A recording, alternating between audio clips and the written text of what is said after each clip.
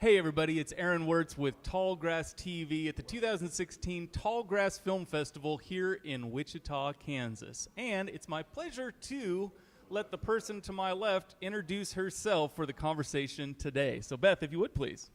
I'm Beth Dewey. I am the co-writer and director of Erasing Eden. It's a film, a drama about a woman who sabotages her own wedding in order to prove that she can make or break herself. Interesting. And so, Beth, tell us a little bit more about what Erasing Eden is about.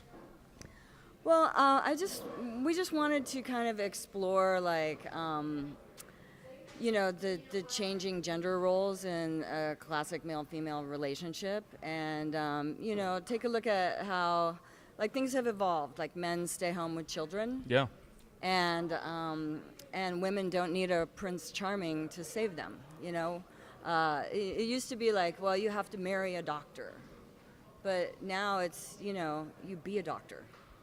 And we just wanted to look at that, and there's just like a lot of pressure, like especially if you're a woman of a certain age, like if you're not married and and you're supposed to get married, and that person is supposed to save you somehow. And we're just kind of trying to look at that, and also in Erasing Eden, our character sort of takes control over her own life in a rather self-destructive manner. But in a way, it's just like she's reclaiming her identity. Interesting. And so the word Eden, to me, we're here in the Bible Belt, kind of brings up some biblical overtones. Are there some religious connotations that you were exploring with that as well? Not necessarily, but that is sort of one of the inspirations for the title, was just that, that's a very classic, male-female thing, women were made from the rib of Adam, right, or whatever. It's like, we're our own beings, and it is trying to sort of turn like the classic male-female thing on its ear. So definitely, and also sometimes things that like in a relationship, something can seem great, like, oh, you get to marry this person, and everyone else thinks it's a great idea, but deep down inside, maybe you're like, maybe it's not the Garden of Eden for you. Maybe it's right, something else. Right. Interesting. It sounds like a very timely topic here. So let's talk about the process of making the film. What were some of the challenges that you encountered during production? Well, some of the challenges that we encountered during production, we're sort of a super run and gun, micro-budget production in Los Angeles, where wow, we had to pay the same amount of money for a permit as Paramount.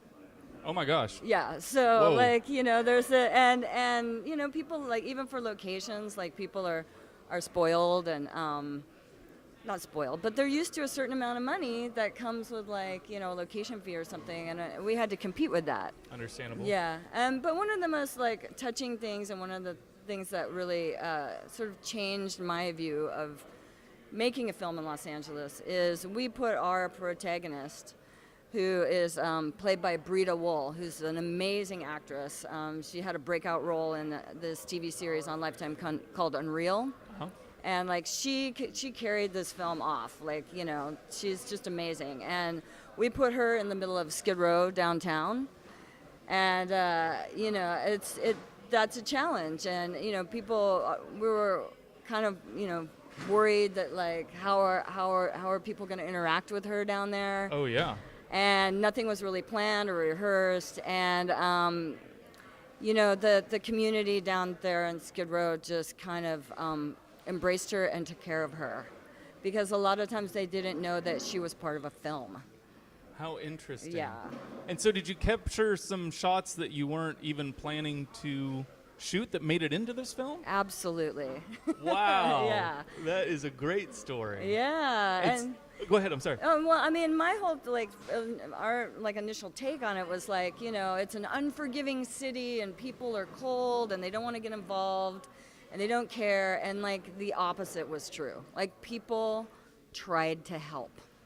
And that was, like, one thing that totally sort of restored my faith in humanity a lot. That's amazing. Yeah. And so out of that myriad of experiences, do you have one particular story that stands out as your favorite memory? Let's see. That is definitely one of my favorite memories is, shooting on Skid Row and having them rally around her. Yeah. I mean, there's so many good memories. It's really hard to kind of pick.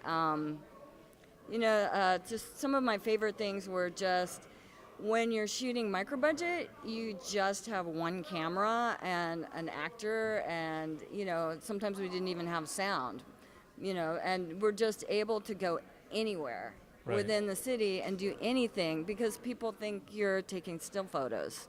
How cool. Yeah.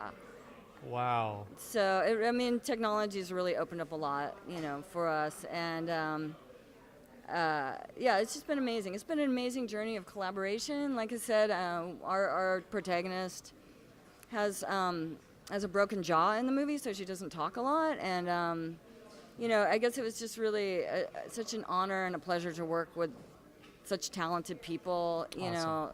That's the other great thing about shooting in LA. Is like you have the downside of it, but then you have all these great talented people in a pool available to you. Like our DP was amazing.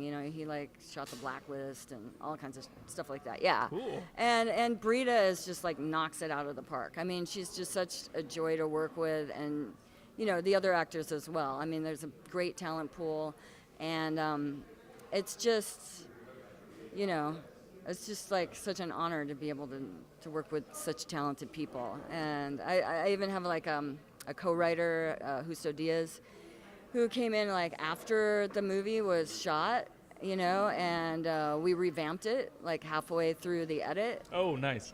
Yeah, and that was quite an experience. I made the movie, I put it together, and I looked at it and I was like, what is this? What am I saying with this movie? And then it's just ended up collaborating with him, and it sort of elevated the movie, and we sort of did a reality TV thing of re-editing and rewriting in post. So nice. Well, congratulations on getting it done. And thank you. So from LA to Wichita, your first time in Wichita, welcome again. What do you think about the Tallgrass Film Festival so far? The Tallgrass Film Festival kicks some serious ass. That's what I'm talking about.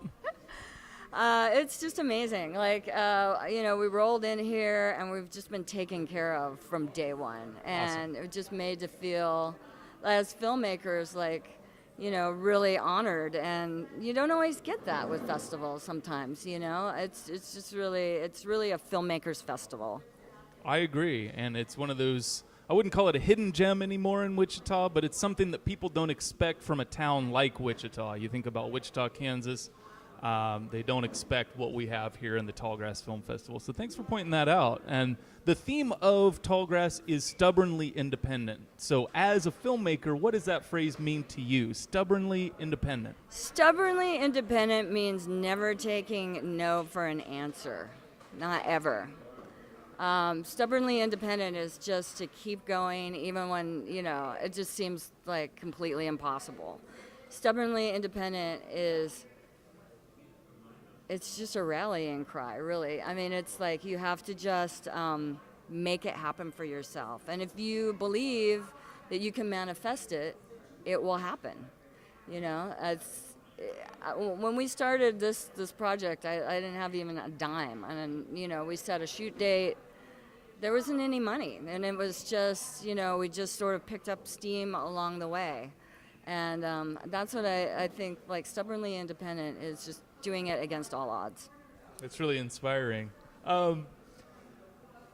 Advice for filmmakers that are either in production right now looking to make something happen, what can they learn from your experience making this film and just kind of trying to collect the breadth of your experience as a filmmaker? What would you say to them if they're watching this video right now? Collaborate, collaborate, collaborate. I mean, you're only as good as the sum of your parts. That's the takeaway from making Erasing Eden for me was it's all in the collaboration. And, I believe that the filmmaker has the vision, but it's, just picking and choosing from all like the great like talent and creativity of the people that you're involved with, because it's a very collaborative medium, and I think that it's a mistake to try to do everything yourself. Yeah, absolutely. Overwhelming. Indeed. Is there anything you feel like we've left out about your film that you want to make sure people know? Well, I just think it's definitely a great time for women, and women, everything's changing, and slowly but surely,